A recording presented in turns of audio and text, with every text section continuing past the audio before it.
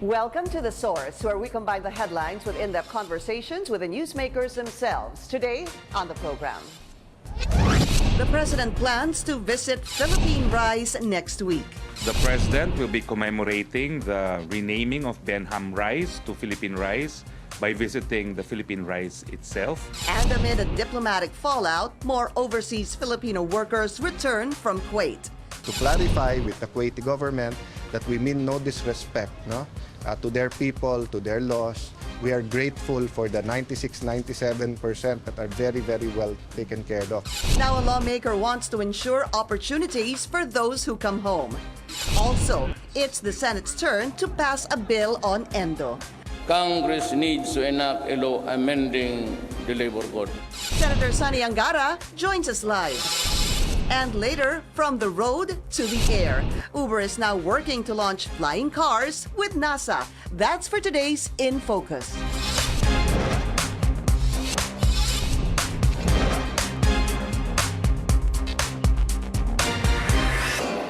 Thank you for joining us. I'm Pinky Webb. A new tourism secretary has been appointed by President Rodrigo Duterte. Agriculture Undersecretary Berna Romulo Puyat will be replacing Wanda Teo after she resigned on Monday. Her resignation comes after the Commission on Audit questioned her department's ad placement on her brother's show on PTV4. After her resignation, some senators still want the deal investigated. Also, the president is set to visit Benham Rise next week, or the Philippine Rise next week, to commemorate its naming to Philippine Rise. Along with the president are 50 Filipino scientists who will do research in the undersea region. Let's go straight to the source of the story. We have Senator Sonny Angara, sir. Welcome to the show. Pinky. Good morning, sir. To all the viewers of CNN. Sir, so much to talk about. Secretary Teo resigned yesterday. Berna Romulo Puyat now replacing her as tourism secretary. What are your thoughts on that? Well, I think it's a good move that she coming? resigned. No, I was surprised because her lawyer had earlier made a statement that she wouldn't, or she wasn't asked to resign. And then suddenly she resigned. So, but I think it puts an end to, it allows the department to move forward and concentrate on its main mandate, which is to promote the Philippines.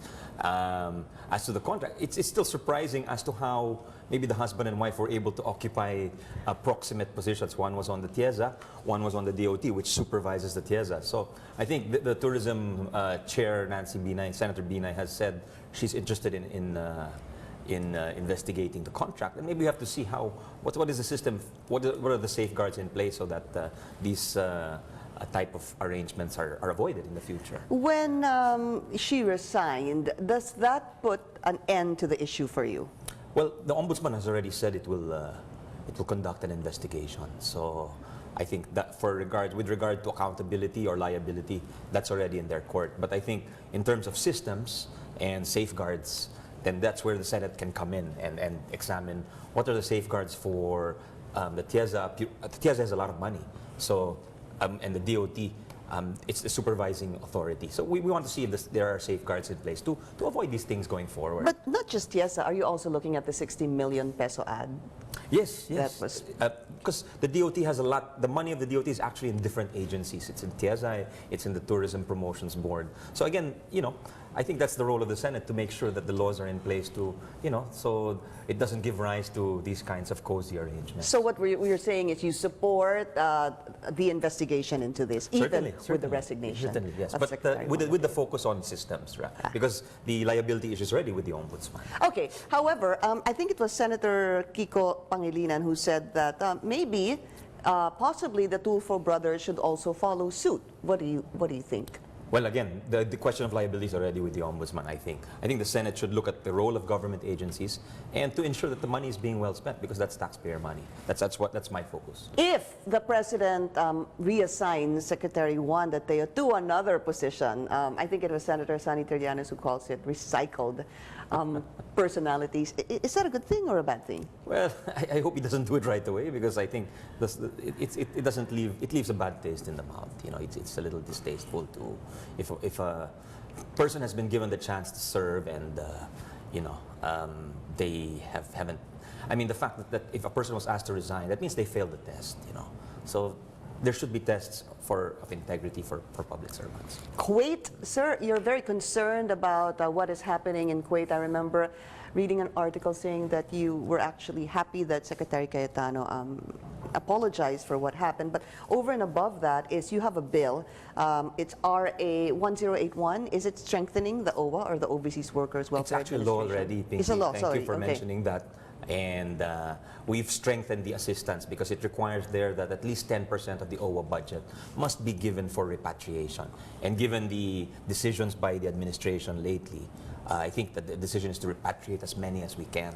So you need money for that. You know, you have to pay for airline tickets, transportation costs, etc. And we're happy that the administration has moved fast to diffuse the tensions. But the hard work lays ahead in the sense that we have to rebuild those relations with Kuwait if we want to maintain the jobs held by our countrymen there. No? But if they refuse, of course, we've set conditions. If they refuse to sign that memorandum, there's a memorandum that is pending The MOU. to provide for more humane conditions of work. Yeah. You know, kailangan makatulog yung ating OFW, kailangan may pahinga, Kailangan hindi kinukuha tira-tira yung yung- passport, Oo. hindi tira-tira yung kinakain. Pagkain. Basically treated like, you know, there are international standards for that already under the Yeah. UN, Pinky. You know, you can't treat people like that. But sir, I want to talk about the law on strengthening OWA. So 10% is supposed to go to travel fees. To repatriation, Repatriate yes. them. Is there an oversight body looking into this? Is this something that the Senate needs to look into? Because in a year, approximately, how much is collected? Billions yan. Oo, it increases every year because the number of people leaving increases. So that's already naturally under the oversight power of the Committee on Labor. So I think in the House there's a Committee on OFWs separate from the Committee on Labor. So these committees can look into how the funds are spent. The Committee on Finance can also look into how the funds are spent. But important also are, aside from the repatriation, is the funds we've set aside for assistance, livelihood assistance. I understand there's a Balik Filipino program under the OWA where they automatically get at least 10,000 pesos. That's a grant from the government. Of course, it's not going to go far nowadays, no? But there's also loan programs. I think they loan 300,000 upwards.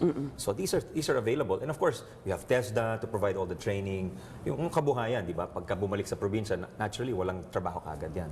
So kailangan makahanap ng, you know, panakip butas in effect. Something to tide them over. You know? Are you concerned about the number of repatriated OFWs who have come home who may still do not have jobs? Of course, Binky, we should be concerned because our employment situation, although our economy has been growing over the years, if you look at the employment, it's not following us quickly, you know. So we really have to, I think, you have build, but you also need jobs, Yeah. you know, and preferably here in the country. So you want to build things that will generate jobs. You want to build airports in the provinces that will bring people in and create jobs in the provinces. May nawalan pa That ng sort of thing. trabaho Well- sa Boracay. Well, Kasama pa but yun. hopefully the jobs come back. Yeah. But to be fair to Boracay, I've seen the lines naman in Cebu, and so hindi naman nawala yata yung turista. I think na relocate. Na-relocate sila. yeah. But how do we deal with what are your thoughts on moving forward with the situation between the Philippines and Kuwait? Well, definitely. Let's once it's diffused, credit to the administration for moving quickly and apologizing, you know, to the Kuwaitis, so there's no more national pride issues. Hopefully those are put aside and they can look at the interest because the Kuwaitis also need that supply of labor. Yeah. And I heard they get their supply of labor from Africa, from Ethiopia, you know, and hindi naman sa pagmamayabang, pero mas magaling ang Pilipino sa totoo lang, di ba? I mean, Filipinos are known for the quality of their service. Talagang pag may Pinoy ka sa staff mo, you're proud. Magaling, mahusay, professional. In fact, the disappointment is our professionals are working in lower grade types of jobs, and we want to get them into better types of jobs. But the president made an appeal for Filipinos for a sense of patriotism to come home. Do you think the president was correct in doing that? Well, that's true. Of course, I think all Filipinos, tama naman, they have that sense of patriotism. At kung may trabaho talaga dito, they will come home. Pero meron ba? Yun ang tanong. So, and going forward, we have to be producing those jobs. And yung build, kailangan may kakakibat na jobs yan. And not just jobs in construction. Ha? We're building to expand the productive capacity of our economy. Yeah. It's not just building to have buildings. Yeah. It's building to enable areas to develop, like to have tourism development, to have more investors, that type of investment. But Senator, is there anything in the Senate right now that is looking at ensuring or creating more jobs? Is there anything in the offing, sir? Or is there anything that you can think of right you now? mentioned the Endo earlier. I think that we have to be careful with that, because if we go too far in one direction or the other, then you may lose jobs. So what is your stand on Endo? Well, I think it's good to review the labor code, because the labor code only provides that the department shall regulate labor-only contracting. So basically, our policies on contracting have been developed by cases, by executive orders. So minsan pabago-bago. Napapalitan eh. Yes, napapalitan depending on who's sitting there, depending on what the decision is. Yeah. In a latest Supreme Court decision. So you want a stable regime going forward. Para it's signaling to investors Yeah. ganito ang polisiya namin. Whether it's welcome or unwelcome, that will determine whether investors are looking at that and saying, oh, this is a business-friendly regime. We will create jobs here. And also, workers will say, we're staying here because we're protected here. Diba? They will not say, I'll go to a place where I'm treated better. So you have to strike that balance between business interests and also employee protection. So what I'm reading from you is it needs to be studied, and what is your particular stand of ending it? You know, you can't end, if you take a stand that's extreme and say you end all types of contractualization, you say hotels come Christmas time, you cannot hire workers. Wow, that's going to be bad for the economy. I can say that unequivocally. If you tell restaurants when it's peak season, you cannot hire people to augment your More workforce. waiters, And you say you have to regularize them, then people will not hire. That's the reality. Businesses will won't not them, hire. So you're for agreeing on seasonal employment? Definitely. I think there's no question about certain types. I think, and also implementation is a question, Pinky, because we have 900,000 business establishments, and we only have maybe less than 600 labor officers to investigate. Yeah. So it's not That's one of only their not only problems. what the law is, it's also the implementation. Kailangan magaling yung implementation natin, dahil kung alam ng isang malaking kumpanya na hindi naman siya maimbestiga o isang beses sa isang taon lang, they'll get away with it. Yes. So it's important that you investigate their contracts. You ask them for what contracts have you signed in the last year or the last few But months. that's up to the DOLE.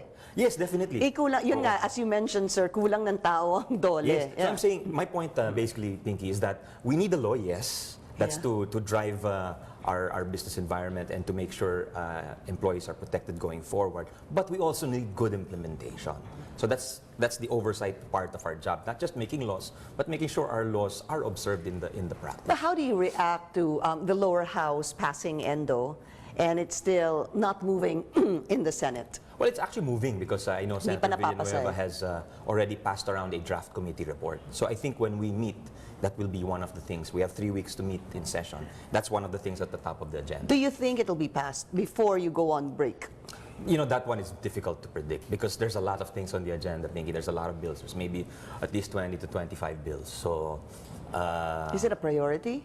I think it is a priority of the leadership. I think Senate President Pimentel has mentioned it, so I think it will be taken up. We'll be taking a short break. This is The Source on CNN Philippines. When we come back, we'll talk about the Universal Healthcare Bill and the proposed teacher salary increase. And later, Uber may soon launch flying cars. Learn more on today's In Focus.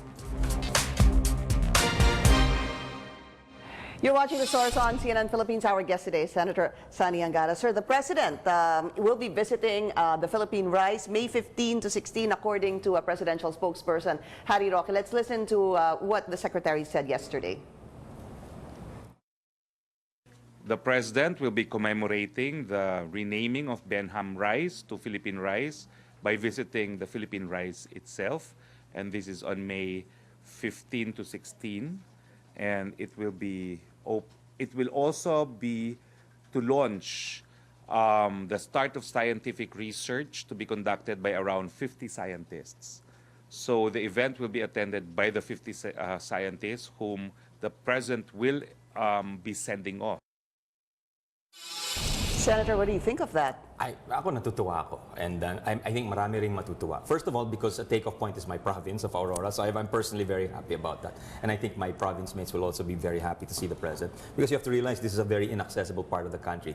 It's maybe it takes you about 8 to 9 hours to get there. So I'm sure the president's going to fly, he's not going to spend 8 hours. But the people there will be very happy to see the president. Minsan-minsan lang sa kanilang buhay nakakakita sila ng presidente. And secondly, I think the people who've been asking that we finally take advantage of this claim we have over Benham Rise, which is incidentally thinking uncontested. Walang ibang, kasi there's no other country within, let's say, claiming distance of the now what we call the Philippine Rise. At alam naman natin, maraming potentials yan. Yeah. So I'm happy that the president has made it a priority to study the potentials and actually stake our claim to the area. And medyo malapit po ito sa inyo because 2 years ago, together with Senator Joel Villanueva, you filed a bill looking into creating this, what you call a Benham Rise Development Authority, imbis na BCDA, BRDA naman ito, that aims to promote and facilitate the exploration and study of Benham Rise. So now there are 50 scientists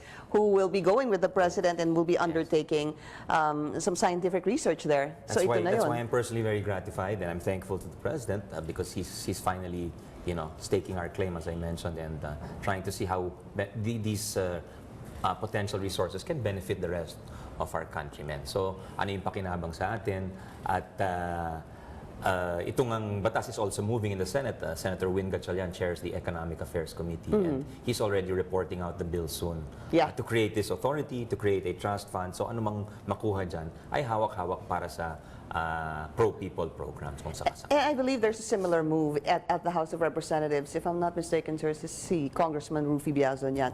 Now this, a lot of teachers will want to hear this, sir. The teacher's salary increase, it's still a bill, Senate Bill 135, to upgrade the minimum salary level of teachers from grade 11 to grade 19, which basically is from 20,000 pesos to 40,000 Medyo suntok pesos? sa buwan yan. Oo, To be doble. honest, Pero suntok alam sa naman buwan natin yan. magkakaroon ng bargaining in the end. That's right, that's right. It's just a starting point. And I think the discussion has gained ground because the president mentioned it in a speech. And whenever the president mentions something in his speech, like he mentioned raising the salaries of policemen, of soldiers, and it happened, in the span of a few months. So I think that's what's given momentum to this because there have been bills pending for a long time. And of course, when we raise the salaries of every government worker, tumataas naman yung salary ng ating teacher, and in fact there is a ongoing part or installment basis of that salary increase. Pero iba to, yung sinasabi ng presidente. Sinasabi ngayon ng presidente, iaangat namin kayo kasama ng mga sundalo. It's to give premium to soldiers, policemen, and teachers, given their important role in our society. But where is this, the Senate Bill 135 in the Senate? It's Nasaan na still siya in the ngayon? Committee on Finance and Doon pa Education, rin? if I'm not mistaken. Okay. No? And of course, ang problema lagi dyan is ano naman pagkukunan yung pera. Pera, no? ang budget. So, what happened with the case of the soldiers and the policemen is there were savings from the miscellaneous, it's a fund called the miscellaneous personal benefits. So hopefully, if the government can come up with the savings, then you can do it already, even without the bill. Without the bill. Yes, In fact, Secretary Diokno will have to look for the money. Yun talagang trabaho ni Secretary Sa Diokno. kanya. I don't envy his job. It's a very difficult one. But kanya he's very nakasalala capable yun. and magaling siya sa pagdating sa financial usapan. So we have faith that if the president gives that instruction, somehow they will come up with the money, Pinky, sooner or later. Sir, talk us through the Universal Health Care Bill. Well, that one is being chaired by Senator JV, and we've gone around the country to do hearings, and may kanya-kanyang emphasis yung different bills. My primary emphasis really is on preventive healthcare. Sana masama na yung check-up, Pinky. Yeah. Because Check-up, dalawa yan, di ba, sir? Yes. Check-up and lab tests, tama ba? Kasama yung lab test sana Okay. sa check-up because that's an integral part of the check-up. No? All these tests, blood tests to check your sugar, your heart, etc. Cholesterol, all these things we sugar do for level, an yeah. executive check-up, Yeah. and and I think primary fear ng tao na magkasakit and you spend loads. That's why 6 out of 10 Filipinos die, Pinky, without ever seeing a doctor. That's a shocking fact, di ba? 60% ng kababayan natin hindi nakakakonsulta sa doktor. Bakit? Takot sila sa doktor, takot sila sa reseta.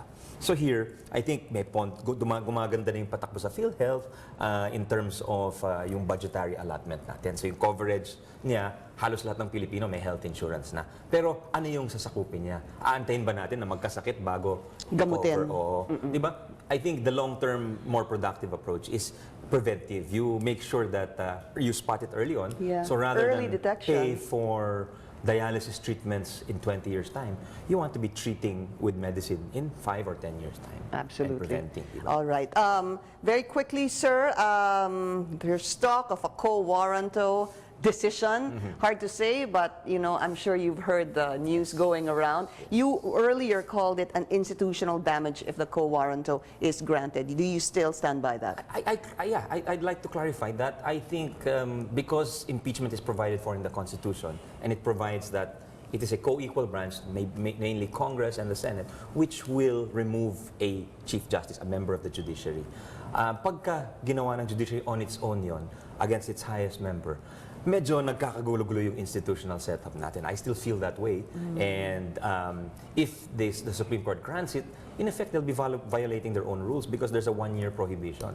You must file the co-warranto petition within 1 year from when the cause arises for when that person is unqualified to take that position. Which was many But years we all ago. know that CJ Serrero has been there for 4 or 5 years now. So this is without prejudice to whatever can go on in an impeachment. I'm not saying she's innocent. I'm not saying she's guilty.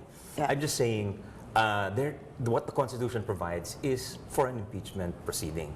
And that can only happen filed by Congress in the Senate. So until that happens, I think it's premature, no? Yung co-warranto. So if it doesn't reach the Senate, sir, ganun na lang po yun. There's nothing the Senate can do about it anyway, right? Well, yeah, I think you're right there because at the end of the day, the Supreme Court is the final interpreter of our laws. And if we don't follow what they do, then magkakagulo talaga. We have to respect the institutional setup. But would it be an injustice for the Chief Justice if the co-warranto is granted? I think so, yes. I think so because she wasn't really given her day in the impeachment court. Because what the Constitution says is she's going to be tried by elected representatives of the people. She's going to be tried by the people, in effect. Yeah. Not by Through the 15, representatives yes, of the people. not by 15 justices. Yeah. And that's the accountability provided under our Constitution. All right, Senate leadership, ano ho ba? What is the real score here? Meron ho ba talagang, dapat ho ba magkaroon ng palitan ng Senate leadership from I Senator think that's been Pimentel? discussed by Senate President Pimentel and Majority Leader Soto, who are the two of the highest officials of the Senate. They've discussed that from day one. And I think there's been loose talk that once we get closer to filing, that Senate President Pimentel could concentrate on his campaign, he'll give it up in favor of a non-re-election. Okay. So I think that's the scenario unfolding. As to when it will happen, I'm not sure. Should there be a change immediately? Or status quo ho ba kayo? Well, that's something for all of us to discuss. I think if we have it in the next 3 weeks, it may, it might we might not be able to tackle our bills. So, but if it happens, I hope it happens quickly. Without any rancor. I think it will happen quickly because it's been. I don't think if it's going to happen, I think it's going to be a decision made quickly by the majority in order not to disrupt. But what is your stand? Should there be a change in Senate leadership soon? It depends if that's the will of the majority. Once you have What 13, is your will? What are your thoughts? do I need? I'm okay either way. I'm okay. Senator President Pimentel is okay with me. Senator Soto is also okay with me. It's fine with you. They both. I respect both gentlemen. And you are a re-electionist. Yes, Sir, you ranked 4 to 7 in the latest Pulse Asia survey, so that's good standing for you, sir, for it's now. Good. It's good if that's my standing in this time next year. But, If the elections were held today. Yes. But well, I'm thankful for that, and I'm gratified by that, and hopefully it continues. All right, thank you. Senator Sonny Angara, good Thanks to see so much. you, Thank sir. you. Thank you for having me. Yeah. You're watching The Source on CNN Philippines. Still to come, NASA and Uber may soon be launching flying cars. That's for today's In Focus.